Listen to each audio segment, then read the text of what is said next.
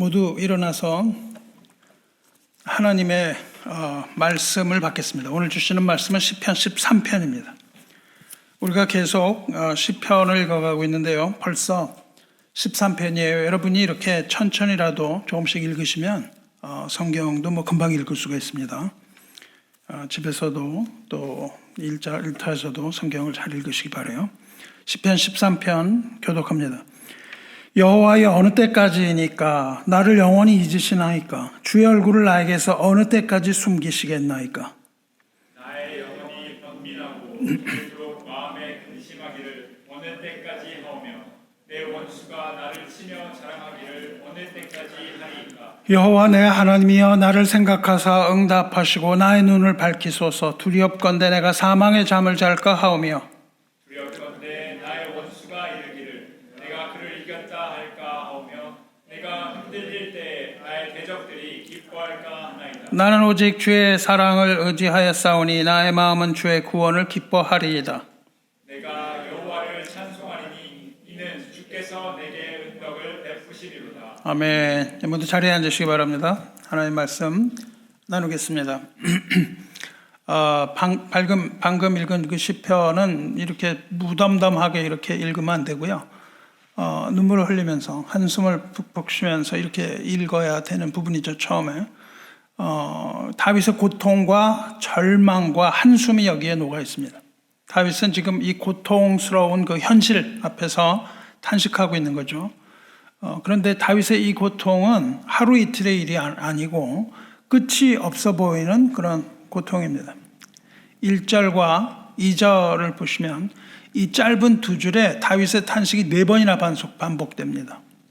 여호와여, 어느 때까지이니까 나를 영원히 잊으시나이까? 주의 얼굴을 나에게서 어느 때까지 숨기시겠나이까? 나의 영혼이 번민하고 종일토록 마음에 근심하기를 어느 때까지 하오며 내 원수가 나를 치며 자랑하기를 어느 때까지 하리이까? 어느 때까지이니까? 어느 때까지 숨기시나이까? 어느 때까지 하오며 어느 때까지 하리이까? 이렇게 4번을 탄식을 하죠. O Lord, how long? 이겁니다. O Lord, how long? 얼마나 오래까지? 어느 때까지 이렇게 부르짖는 어느 때까지냐고 이렇게 부르짖는 그 다윗에게서 우리는 이 도저히 참을 수 없는 고통의 그 절규를 들을 수 있습니다. 그렇다면 다윗은 왜 이렇게 고통스러운 나날을 보내고 있을까요? 그 고통의 원인은 우리 알지 못합니다.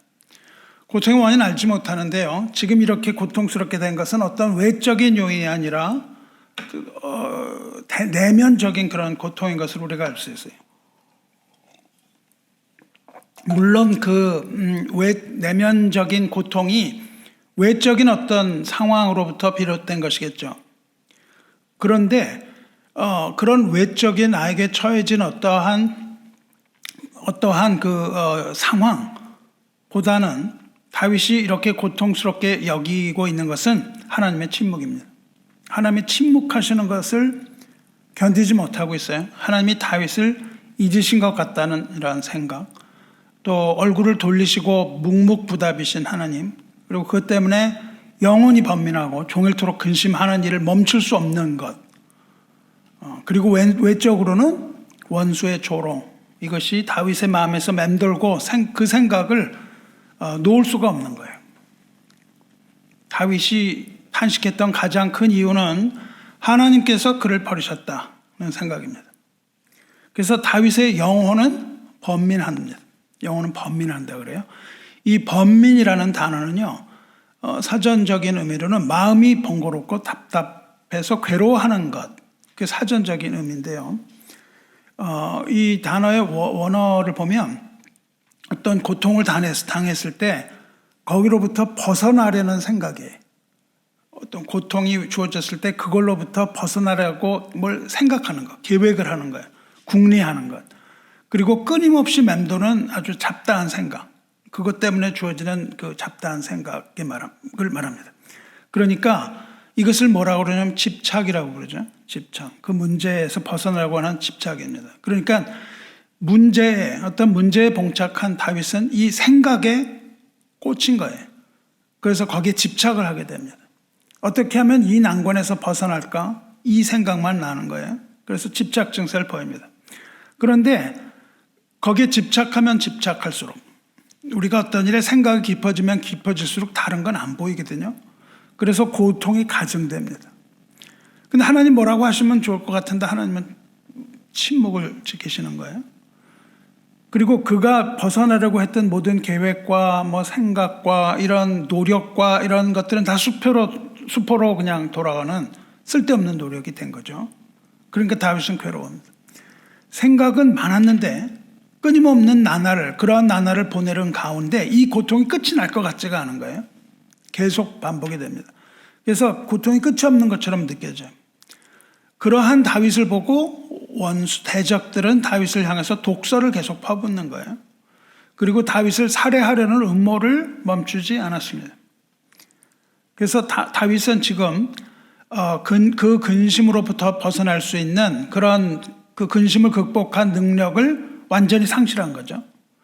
그리고 조롱하는 원수는 두려운 존재였던 그런 것을 이야기하고 있습니다. 분명히 어떤 건지는 잘 몰라요. 그런데 사랑하는 성도 여러분, 인간이 하나님으로부터 멀어질 때 고통은 시작되는 겁니다. 그리고 우리는 그 절망의 깊은 바다, 심연에 빠지게 되는 겁니다. 침묵하시는 하나님은 잔인하기까지 합니다. 아주 잔인하게 느껴지죠. 하나님을 멀리하는 그 상태가 저주로 느껴집니다. 그리고 하나님을 가까이 하면 복인데 하나님을 멀리하는 이 저주 가운데 계속 들어가는 거예요. 그래서 성경의 대주제가 뭡니까? 하나님을 가까이 하는 것이 복이고 하나님을 멀리하는 것이 저주다. 이것을 성경이 쭉 얘기하고 시편의 대강령, 시편 전체가 그걸 얘기하고 있습니다. 그런데 1, 2절에서 그렇게 탄식하던 다윗이 3절이 되면 그 절망의 심연에 빠졌던 다윗의 태도가 갑자기 변해요. 갑자기 돌변합니다. 그런데 성경은 거기에 대해서 침묵을 합니다. 왜 그렇게 됐는지 설명이 없어요. 갑자기 변합니다. 절망의 그 한숨이 뭐로 변하냐면은 아주 절박한 호소로 변해요. 간구로 변합니다. 그 고통 사이에 탄식했던 것은 하나님의 관계 회복을 갈구하는 애절한 간구와 기도로 변하는 거예요. 갑자기 변합니다. 그렇다면 도대체 이 사이에 무슨 일이 일어난 걸까요? 우리는 그 사이에 무슨 일이 일어났는지 알지 못합니다. 그런데 다윗의 생각은 분명히 바뀌었어요. 성경의 전개는 대개 이런 식으로 갑니다. 선지자들이 그 심판에 대해서 막 그냥 강하게 질책을 해요. 그러다가 어느 순간에 갑자기 변합니다. 갑자기 변하는데 그 중간이 항상 빠져 있어요. 왜 그런 일이 있었는지 합리적으로 생각하지 못하도록 빠집니다. 합리적으로 A, B에서 이 트랜지션 넘어갈 때 뭔가 일이 있어야 이해가 되는 일이 있어야 되잖아요. 근데 그게 없이 그냥 갑자기 바뀐다고요. 우리가 읽어보면은 갑자기 바뀌어요. 다윗은 언제까지니까 하나님에게 대한 이 질문으로 시작합니다. 우리 이 앞에서 시편에서는 어떻게 했죠? 계속 물어보죠. 어찌하여?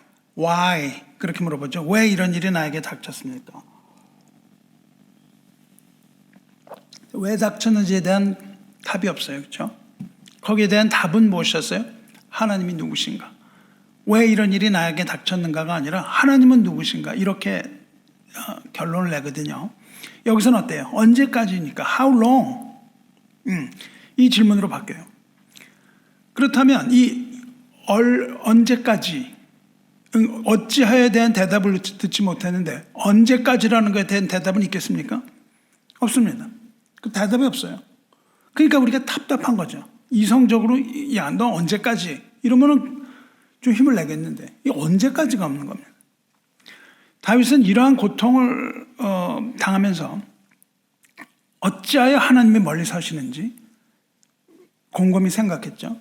지금은 이제 이게 언제까지 가는 것인가 생각을 합니다. 그런데 그는 자신에게 당한 이 답답한 상황, 그리고 원수들의 핍박에 대한 해답 얻지 못합니다.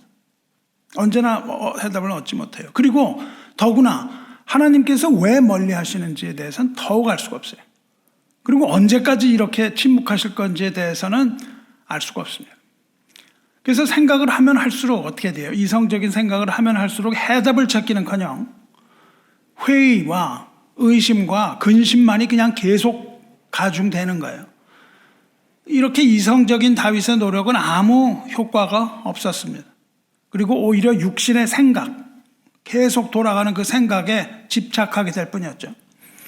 이렇게 인간적인 고민으로 문제를 해결하려고 했으면 다윗이 계속 그걸 하고 있었으면 3절로 넘어가지 못합니다. 무슨 일인가 일어난 거예요. 그래서 3절로 넘어갑니다. 언제까지니까 이 질문을 끝없이 도는 이 질문에서 그 질문이 마치 다람쥐가 쳇바퀴를 돌듯이 다윗은 그 생각의 고리에 갇혀서 그 생각의 고리가 다윗을 계속해서 괴롭혔을 겁니다. 하지만 다윗은 그 맴돌기를 멈추지 않는 그 돌고 도는 생각의 사슬을 끄는 것이 분명합니다. 사실이 끊어졌어요. 다시 말하지만 어떻게 끊어졌는지는 모르죠. 이 사실을 끊고는 다윗은 뭘 하냐면 하나님의 이름을 부르면서 기도하기 시작해요. 3절 보시면 여호와 내 하나님이여 나를 생각하사 응답하시고 나의 눈을 밝히소서 두렵건대 내가 사망의 잠을 잘까하며 이래요. 다윗은 이제 그 어떤 인본주의적인 생각, 우리가 생각하는 것들이 인본주의적인 이성적인 생각이거든요. 이 이성적인 생각, 뭔가 왜 그런가, 무엇 때문인가, 언제까지인가 이런 생각의 굴레를 벗고 믿음으로 하나님께 기도를 드리기 시작합니다. 그리고 그는 자기의 간절한 소원을 아뢰입니다. 소원을 간구를 하죠. 그리고 가지고 있는 염려, 불안, 두려움 이런 것들 다 하나님 앞에 털어놓고 자기의 형편을 하나님 앞에 가감없이 고백을 해요. 다윗의 기도는 뭐죠? 눈을 밝혀달라 그래요. 눈을 밝혀달라는 건요. 여기서 뭐 영적인 눈을 뜨게 해달라 그 말이 아닙니다. 눈을 밝혀달라고 그러고 뭐라 그러냐면 사망의 잠을 잘까 두려워한다 이렇게 말합니다. 다윗의 탄식과 고통은요 다윗을 병들게 한 거예요. 병이 들었어요. 그 병이 무엇인지도 잘 나오지 않는데 추측컨대 마음의 병입니다. 다윗은 지금 사망에 이르는 병, 즉 절망과 낙담과 두려움에 쌓여서 이 두려움을 두려워하고 죽음을 두려워하고 있는 거예요. 눈을 밝혀달라는 말은요, 눈을 밝혀달라는 그 애원은 뭐냐면 병을 치료해달라는 겁니다. 왜냐하면 사람이 아플 때 뭐라 그러냐면 눈이 어두워졌다고 얘기를 합니다. 그래서 전도서를 보면 나이가 들면은 그 눈을 창이라고 표현해요. 이 창이 어두워졌다 그렇게 표현하거든요. 그게 뭐냐면은 뭐 노안이 오고 이래서 앞이 잘 안 보인다는 뜻입니다. 그럴 뿐만 아니라 병이 들면 눈이 잘 안 보인다고 표현을 해요. 그래서 눈을 밝혀달라는 것은 이 병을 고쳐달라 그 말입니다. 그러니까 두려워하는 거는 그 사망의 잠이라는 건 잠이라는 건 뭐예요? 잠을 잔다는 표현은 죽는다는 표현이거든요. 사망의 잠을 잘까. 그러니까 다윗은 지금 언제까지니까 하다가 이러다가 나가 이제 죽겠구나 이런 생각을 했을 수도 있습니다. 그리고 또 두려워하는 것은 4절에 두렵건대 나의 원수가 이르기를 내가 그를 이겼다 할까 하며 내가 흔들릴 때에 나 대적들을 기뻐할까 하나이다. 그러니까 다윗은 지금 또 두려워하고 있는데 그건 뭐냐면 원수한테 패배하고 대적들이 기뻐할 것을 두려워해요. 여기서 뭐라 그랬냐면요. 나의 원수가 이르기를 그래요. 원수는 단수입니다. 한 사람이에요. 한 사람이 내가 그를 이겼다. 이렇게 얘기할 것 같아서 두렵고 그 다음에 뭐냐면요. 내가 흔들릴 때 내 대적들이 기뻐할까 하나이다. 이 뒤에 대적은 복수예요. 대적들 앞에는 원수. 그러니까 원수에게 내가 패배를 하면 그렇잖아요. 원수가 이르기를 내가 그를 이겼다. 내가 원수한테 패배할까 봐 두렵습니다. 그리고 흔들릴 때 내 대적들이 기뻐할까 두렵습니다. 그런단 말이죠. 그러니까 여기서 원수는 그 단수는 뭐예요? 지금 다윗은 죽음을 얘기하고 있거든요. 우리의 최종적인 원수를 뭐라고 얘기합니까? 죽음이거든요. 그래서 다윗은 그 원수가 나를 이겼다. 그걸 얘기하는 거예요. 그러니까 이 문맥에서 말하는 건 뭐예요? 말하는 원수는 사망을 말한다. 죽음을 말하는 게 분명합니다. 다윗은 지금 뭐냐면 절망 가운데 그냥 거의 죽을 것 같이 됐다는 거예요. 그래서 하나님이 안 나타나시면 나는 그냥 죽습니다 이거예요. 그러니까 사망이 다윗을 이겼다고 하면서 다윗이 죽으면 승리한 거예요. 승리 함성을 부를 것 같아서 두렵다는 거예요. 그리고 다윗이 흔들릴 때 그래요. 흔들릴 때 대적들이 기뻐할 걸 두려워합니다. 흔들린다는 건 뭐예요? shaking 이거든요. 휘청거리는 걸 말하고 미끄러짐이라고 번역을 또 합니다. 미끄러지는 거. 그러니까 이거 흔들린다는 건 뭐예요? 죽음을 의미합니다. 내가 흔들릴 때. 내 원수가 나를 이기면 어떻게 해요? 내가 흔들리거든요. 흔들리는 것. 그러니까 다윗이 죽음에게 패배해서 하나님 이렇게 안 나타나시면 내가 죽음에게 패하는데 내가 죽음에게 패하면 나를 죽이려던 대적들, 다윗을 죽이려고 음모를 꾸미던 그 대적들이 기뻐서 승리의 함성을 부를 것이 분명합니다. 이 얘기를 하고 있다고요. 지금 대적들이 나를 죽이려고 하는데 하나님 이렇게 안 나타나시면 나는 죽을 것 같습니다. 그리고 내 대적들은 기뻐하는데 하나님 어떻게 된 겁니까? 이거예요. 그런데 다윗이 왜 지금 죽음을 두려워하는지도 몰라요.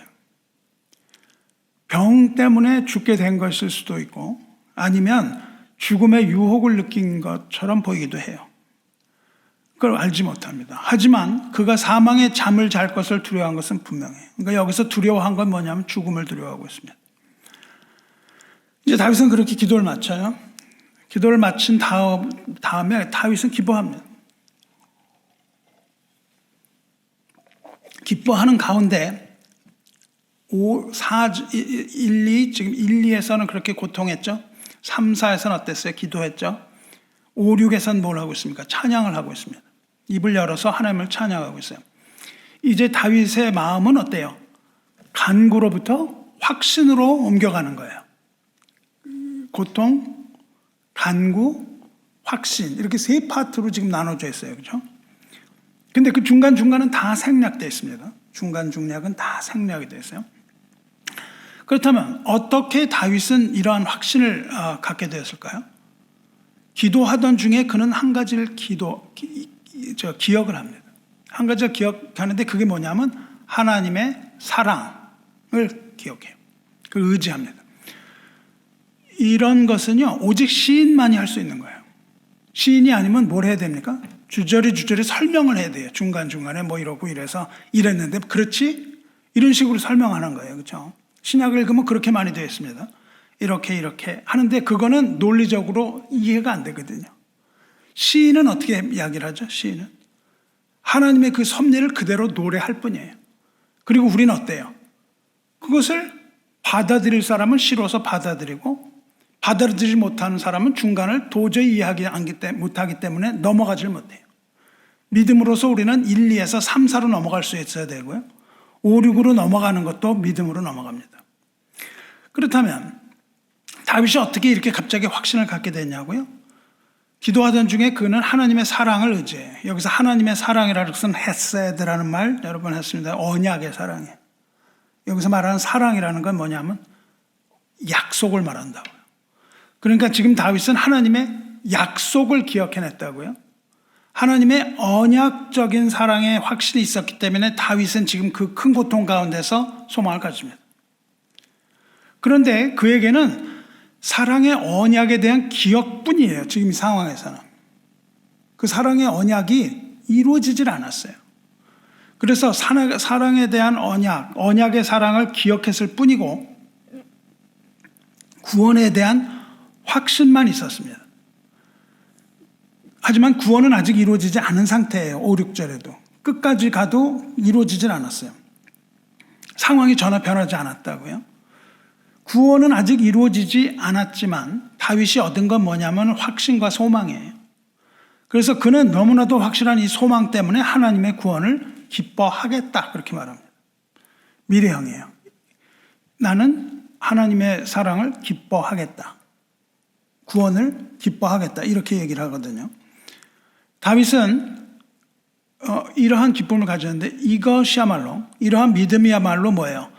바랄 수 없는 중에 믿는 믿음입니다. 이것을 바랄 수 없는 중에 믿는 믿음이라고 얘기해요. 다윗은요 아브라함의 후손이죠.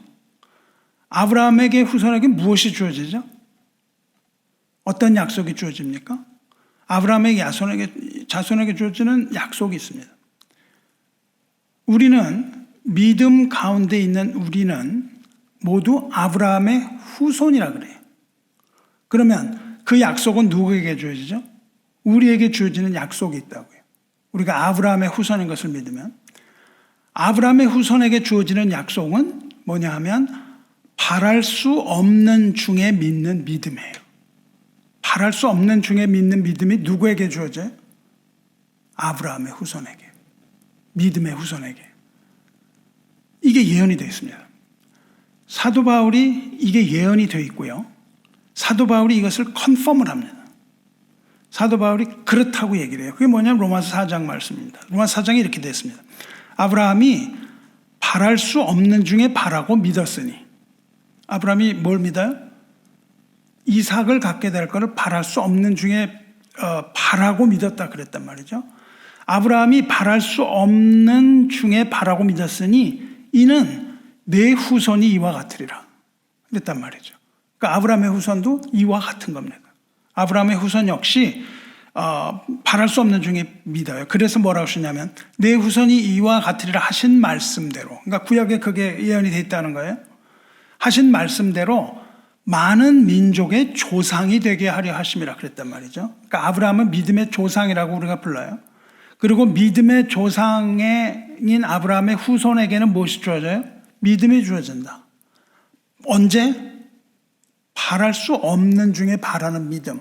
이게 지금 다윗의 것이죠. 다윗은 아브라함의 후손이고 우리에게도 주어지는 겁니다. 바랄 수 없는 중이라는 게 뭐예요? 여기 다윗이 갖췄던 1절, 2절이에요. 절망과 좌절. 언제까지니까? 이거 뭐 도저히 없을 것 같은, 해결이 안 나는 것 같은 거. 전혀 이루어질 수 없는 불가능해 보이는 고통의 상태가 바랄 수 없는 중입니다. 바라는 것을 우리가 이걸 우리가 소망이라고 그러지는 않잖아요. 바라는 것은 믿음이잖아요. 그렇죠? 믿음이 소망을 만들어내는 거예요. 그리고 믿는 것은 뭐예요? 그 마음가에 있는 확신이거든요. 그러니까 이러한 신앙은 뭐냐면 절망과 좌절 가운데서 믿음을 통해서 얻는 소망, 이겁니다. 그리고 아브라함의 후손이 바로 이러한 후손이에요. 그래서 그리스도를 믿는 믿음을 가진 자는 모두 아브라함의 후손이 되며 아브라함은 믿음의 조상이 되고 아브라함의 후손에게 있어서 절망이라는 것은 없다는 겁니다. 왜냐하면 절망이 있을 때마다 바랄 수 없는 중에 믿는 믿음으로 소망을 갖기 때문이에요. 그래서 절망은 무엇으로 변해요? 소망으로 변하는 거예요. 이게 하나님 나라의 원리입니다. 그리고 하나님의 그거를 약속을 하셨어요. 우리에게 소망이 생기는 것은 뭐예요? 이걸 내가 스트러글을 해서 얻는 게 아니에요. 어떻게 해요? 주어진다고요. 그것이 주어져요. 선물입니다. 그래서 하나님은 없는 것 같지만 사실은 그렇지 않은 거예요. 이제 다윗은 어떻게 해요? 여호와를 찬송합니다. 6절 보시면 내가 여호와를 찬송하리니 이는 주께서 내게 은덕을 베푸심이로다. 어느 때까지의 답을 얻었어요? 못 들었어요? 못 얻습니다. 못 얻는데 어느 때까지라는 질문이 어떻게 변해요? 여호와를 찬송하리니로 바뀝니다. 그 질문이 이제 온데간데 없습니다. 기도 가운데 다윗은 하나님의 언약적인 이 사랑을 기억하고 이제 탄식이 변해서 찬송이 됩니다. 왜 찬송을 할까요? 이는 주께서 내게 은덕을 베푸심이로다. 이렇게 되어 있습니다. 주께서 내게 은덕을 베푸심이로다. 은덕을 베푼다는 말은요, 갚아준다는 뜻입니다. 갚아준다는 뜻이에요. 은덕을 베푼다는 것은. 지금은 비록 하나님이 멀리 계신 것 같지만 이 모든 두려움과 괴로움과 고통을 하나님께서 갚아주실 것이다. 그렇기 때문에 찬송합니다. 그래요. 다윗의 슬픔은 무슨 슬픔이에요? 우리의 슬픔은 왜 슬픔이 있죠? 우리에게 거의 모든 것이 상실의 슬픔입니다. 뺏긴 거예요. 원한 것을 다 뺏겼어요. 우리가 고통을 갖고 슬퍼하는 것은 상실이에요. 내가 뭔가 가져야 될 걸 못 가지면은 우리는 고통이 옵니다. 우리에게 있어서 상실이라는 것은 아주 큰 슬픔과 고통을 가져와요. 우리는 이 단어를 쓰면 아니라고 자꾸 얘기해요. 아닌 것처럼. 근데 사실은 상실입니다. 어릴 때의 상실이 계속 가는 거예요. 부모로부터 어릴 때 받은 상처, 내가 부모한테 뭐를 요구했는데 거절당하는 거예요. 이런 거는 계속 가요. 그 상실감은. 그렇기 때문에 상실한 사람이 낫기 위해서는 뭐가 필요합니까? 보상이 필요해요. 보상이. 보상을 받지 못하면 회복되지 못합니다. 보상을 받아야 돼요. 근데 보상해 줄 부모가 살아있습니까? 죽었습니다. 누구만이 그것을 보장을 해줄 수 있어요? 그래서 보상을 받지 못해서 사람들이 어떻게 하는지 아세요? 남편에게 그걸 요구해요. 남편이 해줄 수가 있나요? 못합니다. 갈등만 생겨요. 아내에게 그걸 요구해요. 못해요. 부모만이 해줄 수 있는 거예요. 그럼 누가 그걸 해결해 주냐고요? 하나님만이 갚아주시는 겁니다. 이걸 모든 이런 것들을 들고 하나님에게 나가야 되는 거예요. 하나님이 갚아주신다는데 뭘 갚아주시냐면 선은 선으로 악은 악으로 갚아주신다 이거예요. 이것을 은덕이라고 표현해요. 그래서 그 하나님의 은혜를 믿고 그 안에서 지금 찬송을 부르고 있는 거예요. 이게 뭐냐 하면 바로 복과 저주를 선언하시는 공의의 하나님, 이걸 말하는 겁니다. 이러한 확신은 어디에 근거했어요? 하나님의 언약적 사랑에 근거했습니다. 오늘 시편이 어떻게 나눠져 있다고요? 세 파트. 1절 2절 끝없는 절망의 깊은 바다에서 고민하고 고뇌하는 다윗. 그 절망이 끝없이 이어지는 것. 그 이어짐에는 고통 때문에 답답함, 비탄 이런 거예요. 뭐 우리가 다 이해하실 거예요. 그렇죠? 이런 것들 보고 다 이해가 될 거라고 생각합니다. 파트 2. 언약의 하나님을 기억하고 문제를 뭘로 바꿔요? 기도로 바꾸었음. 그리고 하나님 앞에 간절하게 소원을 아뢰고 그 염려를 털어냄. 이거죠. 3. 고통 중에 부르는 찬송. 어떤 찬송이요? 고통 중에 부르는 찬송. 이렇게 전개됩니다. 빅토르 에밀 프랑클이라는 사람이 있어요. 빅토르 에밀 프랑클이라는 사람이 유대인인데 신경의학자예요. 신경의학자.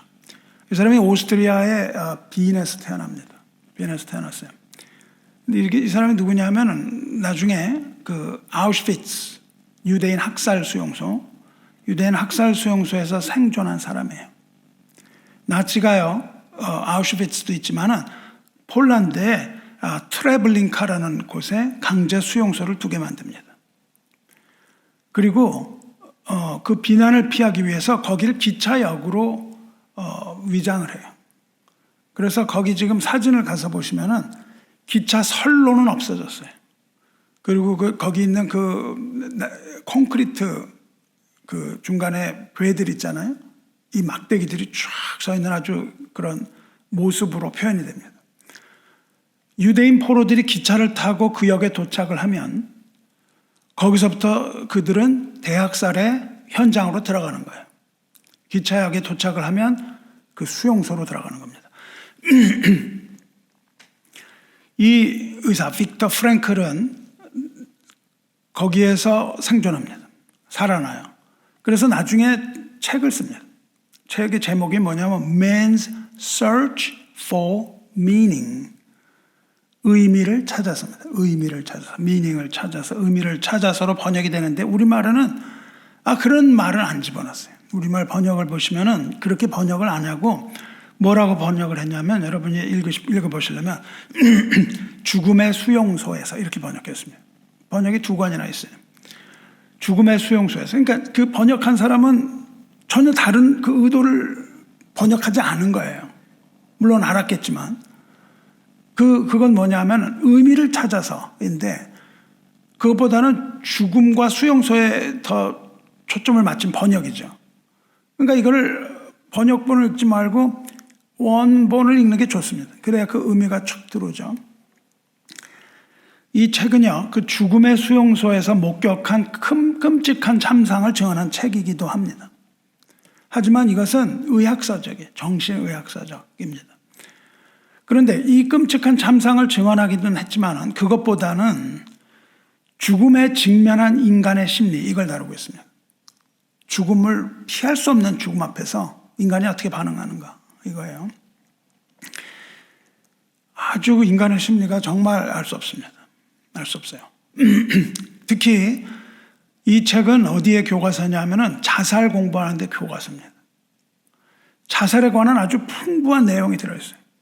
그리고 정신의학적 관점에서 이 자살에 대한 치료법을 제시하고 있는 책입니다.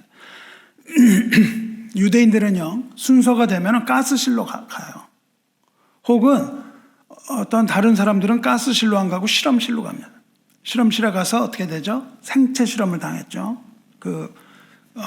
일제하에서도 일본이 어떻게 했어요? 중국 사람, 한국 사람 끌어다가 마루타, 나무 토막이라는 이름을 붙여놓고 생체 실험했거든요.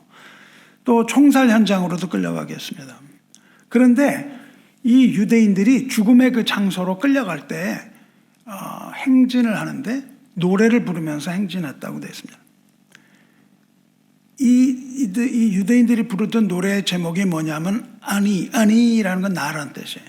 아니 마아민입니다. 마아민 그건 뭐냐면 나는 믿는다 이런 뜻이에요. 나는 믿는다. 그러면서 그 죽음의 장소로 끌려가는 거예요. 아이러니하게도 이 노래가 작곡이 된 장소가 최대 학살 장소였던 아우슈비츠 수용소였고 이 노래를 불렀던 것도 그 수용소였어요. 이 노래의 첫 소절이 뭐냐면요. 우리는 구원자가 오실 것을 믿는다. 구원자가 뭐냐? 메시아입니다. 메시아. 우리는 메시아가 오실 것을 믿는다. 하지만 메시아는 좀 늦게 오신다. 이게 첫 번째 가사입니다. 그러니까 이들이 노래를 부르는데 우리는 주님이 오실 것을 믿는데 주님이 내 죽기 전에 오세요? 후에 오세요? 내 죽기 후에 오신다는 거예요. 내 죽은 후에 주님이 오신다. 이걸 믿는 그 믿음을 노래를 부르면서 죽음의 장소로 행진합니다. 그러니까 뭐예요? 어떤 상황이에요? 언제까지니까 이겁니다. 언제까지 우리를 이렇게 하실 겁니까? 라는 그렇게 탄식했던 다윗의 함숨과 동일한 거죠. 언제 오십니까? 우리는 믿긴 믿는데 왜 늦게 오십니까? 이렇게 질문하는 겁니다. 그러니까는 지금은 아니라도 메시아가 오시라는 그런 믿음의 고백이긴 해요. 그렇게 이 사람들은 그 노래를 부르면서 형장의 이슬로 사라져갔습니다.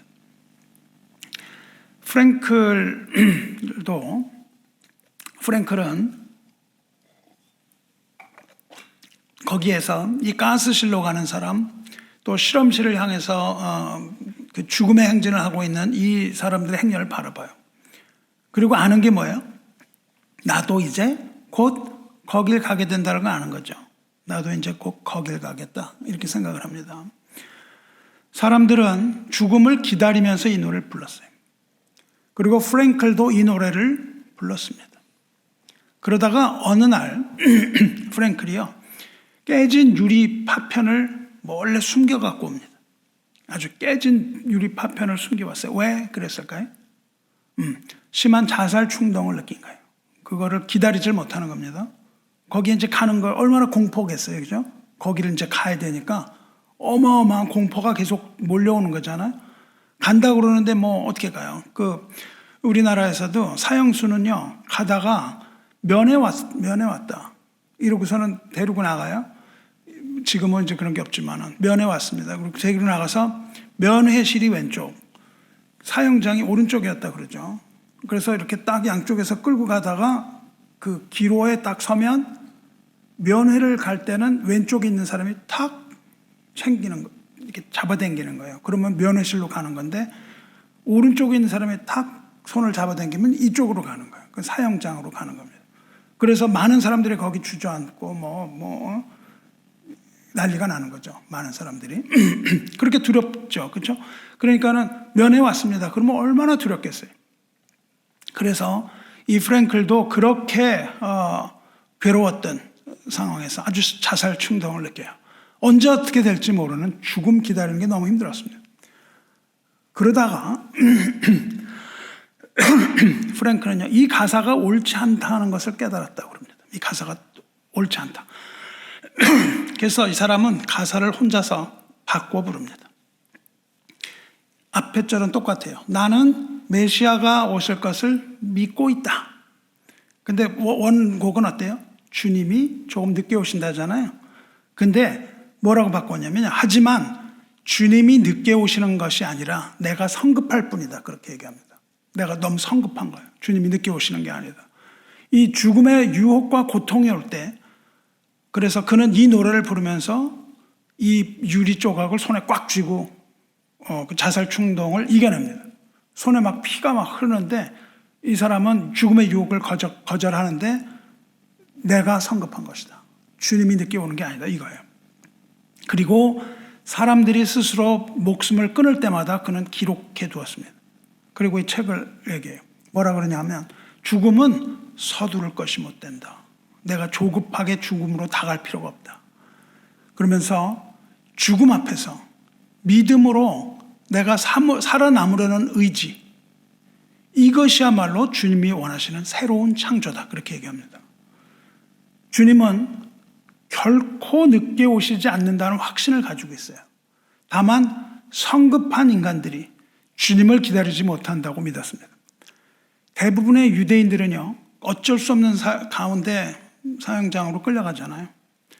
그러니까 그것도 일종의 순종입니다. 그런데 그 유대인들이 보여준 것은 절망 속의 순종이에요. 그 절망 가운데 어쩔 수 없이 끌려가는 것이죠.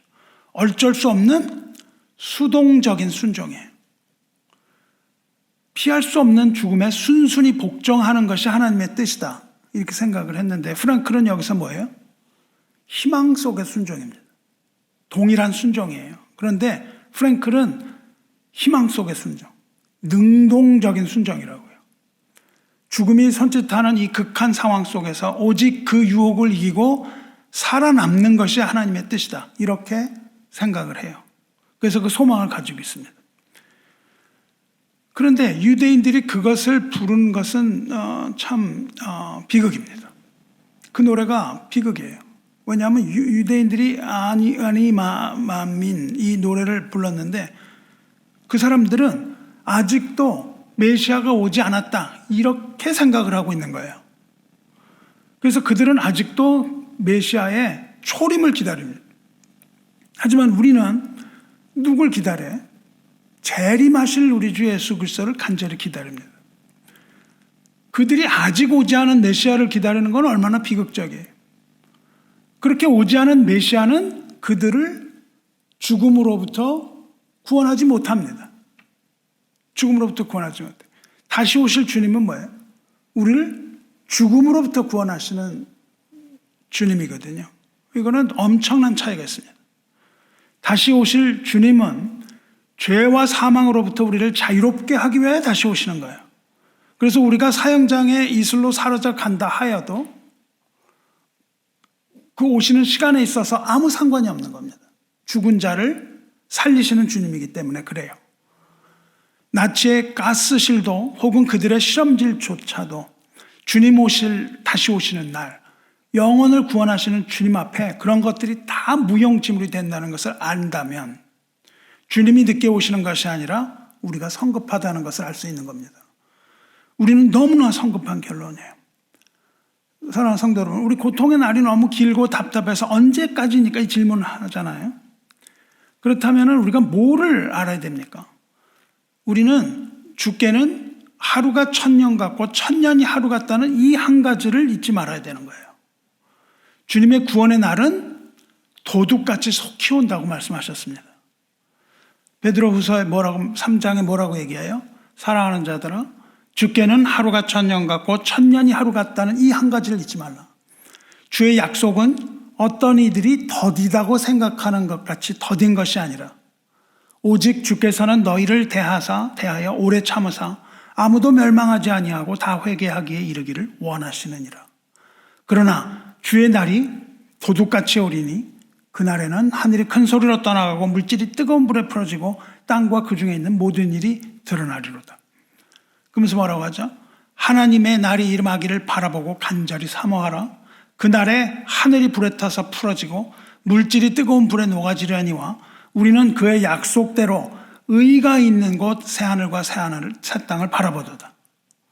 그러므로 사랑하는 자들아, 너희가 이것을 바라보나니 주 앞에서 점도 없고 흠도 없이 평강 가운데서 나타나기를 힘쓰라. 그러니까 뭐예요? 그 죽음의 유혹 뭐 이런 것이 아니라 우리가 그 예수님의 재림이 늦다고 하는 것이 아니라 뭐에 초점을 맞춰요? 현재에 초점을 맞춰라 그겁니다. 현재에 점도 없고 흠도 없이 평강 가운데서 주님을 만날 것을 힘써라. 그러니까 그 희망은 소망은 먼 훗날에 있지만 거기서 얘기하는 건 뭐예요? 그 훗날이 아니라 어디에 초점이 있습니까? 현재의 삶에 초점이 있습니다. 그것을 지금 얘기해요. 성도 여러분, 침묵하는 하나님 앞에 답답합니까? 언제까지입니까? 뭐 묻고도 물어도 답이 없습니까? 그럴 때 우리는 어때요? 길을 잃어버린 상태입니다. 길을 잃어버린 자신을 발견하는 거예요. 그래서 어디냐고 묻고 언제까지냐고 묻는 거죠. 그리고는 어떻게 해요? 거기서 벗어나려고 생각을 거듭합니다. 어떻게 하면 길을 찾지? 어떻게 하면 길을 찾지? 밤이나 낮이나 그냥 그 고통에서 벗어날 생각만 계속하는 거예요. 하지만 아무리 생각을 한다 한들 결론이 안 나고 해답을 얻지 못하고 의심과 근심만이 계속되는 겁니다. 그러나 다윗은 뭘 기억해내요? 언약의 하나님, 사랑의 하나님을 기억하고 믿음으로 기도하기 시작하죠. 길을 잃어버린 상태에서 하나님을 기억할 때 어떤 일이 일어나요? 방향이 전환되는 거예요. 이 잃어버린 방향이 전환됩니다. 그리고 새로운 길이 보이기 시작하는 거예요. 그 길이 아닌, 이 길이 아닌 다른 길이 보입니다. 방향이 전환되는 거예요. 기도는 무엇을 이루어냅니까? 기도는 우리에게 늘 새로운 길을 제시하는 거예요. 내가 가고 싶은 거 계속 가겠다고 하는 게 아니에요. 여러분이 자꾸 기도할 때 내가 가고 싶은 길 계속 가겠다고 기도하잖아요. 어떻게든 이 길 가게 해달라고. 내가 이 길을 정해놓고 하는데 길을 잃어버린다고요. 그리고 하나님은 뭘 하십니까? 새로운 길을 제시하십니다. 언제나. 거기에서 우리의 고통이 있어요. 그래서 하나님께서는 뭐라고 말씀하세요? 기도는 우리에게 새로운 길 제시하고 방향 전환하라고 말합니다. 방향을 전환한다는 건 뭐예요? 생각의 방향이 바뀌는 거예요. 우리 생각이 거기에 집착하던 생각이 끊어지고 생각이 바뀌고 탄식이 변해서 뭐가 돼요? 찬양이 되는 거예요. 그리고 그 찬양은 어딜 향해요? 새 길은 미래를 향한다고요. 프랭클이 정신의학자라고 했어요. 근데 이 프랭클이 로고세라피라는 그런 의학 치료법을, 새로운 정신 치료법을 창안해요. 로고, 이건 물론 로고스라는 뜻인데, 이것이 뭐냐 하면요, 우울증, 그리고 자살 치료에 있어서 가장 큰 산맥입니다. 그래서 그 자살 연구하는 사람들은 이 책이 그냥 바이블처럼 읽어요. 로고 세라피라는 것을 했는데, 그 핵심이 뭐냐면요, 희망이 있는 사람은 죽지 않는다, 이겁니다. 죽는 것은 희망을 잃어버렸기 때문이다. 그래서 뭐라고 얘기를 하냐면, 그 책의 챕터 2 제목이 뭐냐면요, 믿음을 상실하면 삶을 향한 의지 역시 상실한다. 이 믿음을 상실하면 살아야 되겠다는 의지를 상실한다, 이렇게 돼 있어요. 그리고 희망 있는 사람은 죽지 않는다. 그리고 이 믿음과 희망을 뭐라고 그러냐면 삶의 의미라고 불러요. 그래서 자살하려는 사람에게 주어지는 건 뭐예요? 의미를 부여하는 거예요. 삶의 의미가 없기 때문에 자살한다는 거예요. 그래서 삶의 의미. 그래서 책 제목이 Man's Search for Meaning. 이 사람에게 의미를 부여해줘라. 당신에게 의미가 있다. 그리고 뭐라고 그러냐면요, 내일 당신이 할 일이 있다는 걸 가르쳐주는 거예요. 나는 내일 할 게 아무것도 없어. 그게 아니라 내일 뭔가 해야 할 일이 있다. 그래서 오늘 이 사람은 그 유혹을 꺾는 겁니다. 의미 있는 삶, 미래 지향적인 삶을 살도록 도와주는 치료법이에요. 절망은 우리를 죽음에 이르는 병이라고 킬케고르가 말했습니다. 절망은 하나님의 자녀에게 있을 수 없다는 거예요. 왜냐하면 바랄 수 없는 중에 믿는 믿음을 우리에게 선물로 주시기 때문입니다. 말씀 마치겠습니다. 우리 삶이 아무리 힘들고 고통스러워도 절대적인 절망에는 빠지면 안 됩니다. 그리고 하나님이 우리를 잊으셨다거나 우리를 떠나셨다거나 이런 생각도 해서는 안 됩니다. 이러한 부정적인 생각이 우리에게 무슨 유익이 있어요? 없습니다. 그래서 생각을 바꿔야 돼요. 방향의 전환이 필요합니다. 그런데 사실은 우리는 하나님이 우리를 떠났다고 생각을 하지만 하나님은 우리를 떠난 적이 한시도 없습니다. 사실은 떠나신 적이 없어요. 그러니까 하나님이 떠나신 게 아니라요, 조급한 마음에 그런 결론을 내리는 거예요. 조급한 마음에 그런 결론을 내립니다. 오늘 구원해 달라고 하지만 하나님은 꼼짝도 안 하신다고요. 그러나 우리에게 뭘 주세요? 기도를 통한 소망을 주세요. 그리고 그 소망 가운데 오늘을 이겨내는 겁니다. 하나님은요, 어제도 오늘도 그리고 영원토록 동일하신 분이에요. 그래서 하나님은 지금도 나를 기억하고 계시는 것이고 사랑의 눈으로 우리를 지켜보고 계신다는 이 사실을 기억해야 돼요.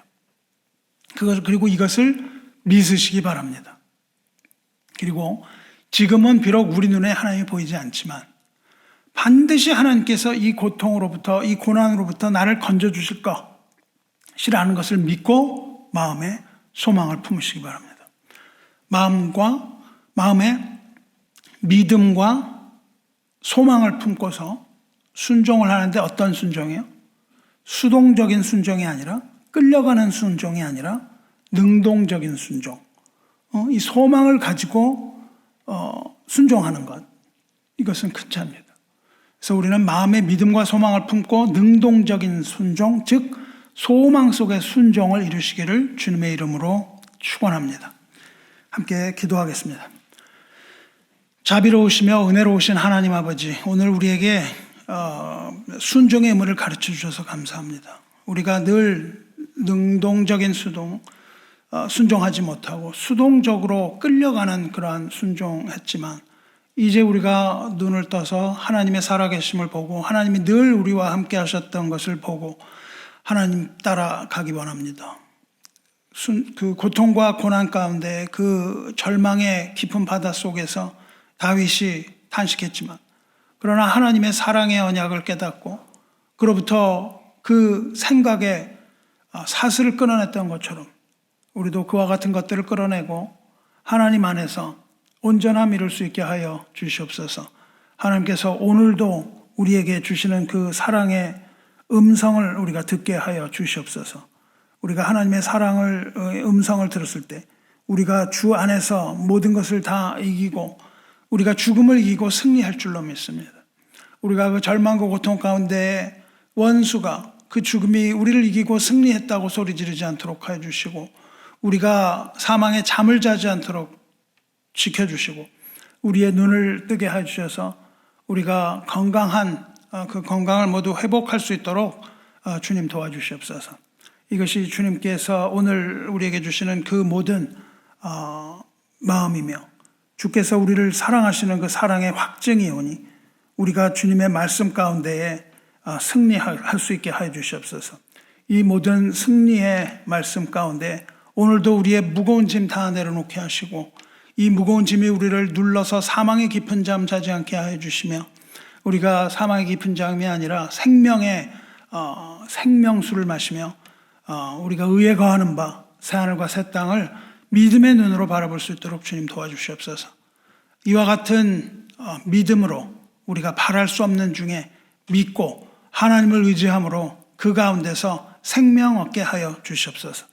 우리 사랑하시는 우리 주 예수 그리스도의 이름으로 기도드리옵나이다. 아멘.